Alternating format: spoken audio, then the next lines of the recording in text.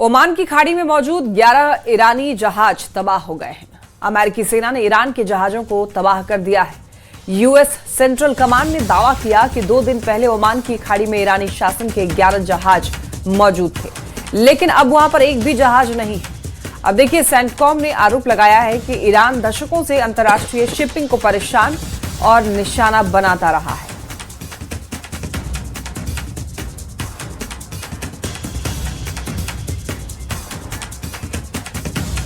Iran पर America और Israel के हमले का आज चौथा दिन है। तीसरे दिन ईरान ने पश्चिम एशिया के 4 देशों में 6 अमेरिकी बेस पर हमला किया। कुवैत में अमेरिका के 3 फाइटर जेट क्रैश हो गए। अमेरिका ने कहा कि कुवैत ने इन फाइटर जेट्स को दुश्मन का विमान समझकर निशाना बनाया। सभी अमेरिकी पायलट सुरक्षित हैं। दूसरी ओर ईरान के टॉप नेशनल सिक्योरिटी अधिकारी अली लारिजानी ने कहा कि ईरान अमेरिका से कोई बातचीत नहीं करेगा। यह बयान उन खबरों के जवाब में आया है जिनमें कहा गया था कि ईरान ने अमेरिका से फिर से बातचीत शुरू करने की कोशिश की है।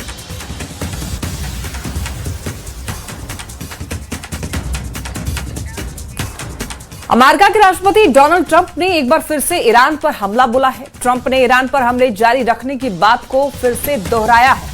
व्हाइट हाउस में अपनी प्रेस कॉन्फ्रेंस के दौरान ट्रंप ने यह कहा कि ईरान में हमारा एक्शन जारी रहेगा। ट्रंप ने ईरान को आतंक का स्पॉन्सर बताया है। साथ ही ये भी कहा है कि हम ये पक्का कर रहे हैं कि दुनिया का नंबर 1 आतंकी का स्पॉन्सर कभी भी न्यूक्लियर हथियार हासिल न कर सके। उसके पास कभी न्यूक्लियर हथियार ना हो। ईरान के एटमी ठिकाने नष्ट करेंगे।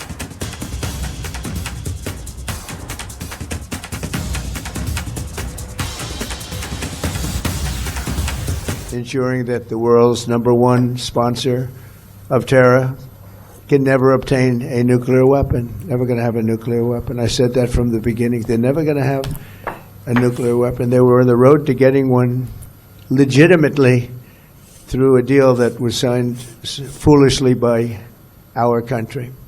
And finally, we're ensuring that the Iranian regime cannot continue to arm, fund, and direct terrorist armies outside of their borders.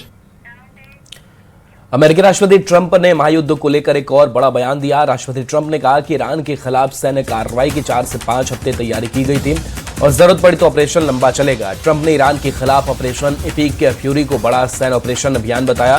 साथ ही कहा कि ऐसा अभियान दुनिया ने नहीं देखा होगा। हमारे पास दुनिया की सबसे शक्तिशाली सेना है। ट्रंप ने ईरान के 9 नौसैनिक जहाज के डुबो देने का दावा भी किया। वहीं ट्रंप ने यह भी कहा कि उन्होंने जनरल सुलेमानी को मारा था। 2020 में ईरानी जनरल कासिम सुलेमानी के ड्रोन हमले में मौत हो गई थी।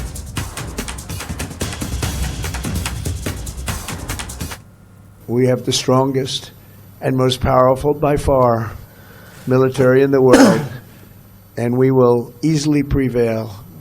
We're already substantially ahead of our time projections, but whatever the time is, it's okay. Whatever it takes, we will always. And we have, right from the beginning, we projected 4 to 5 weeks, but we have capability to go far along.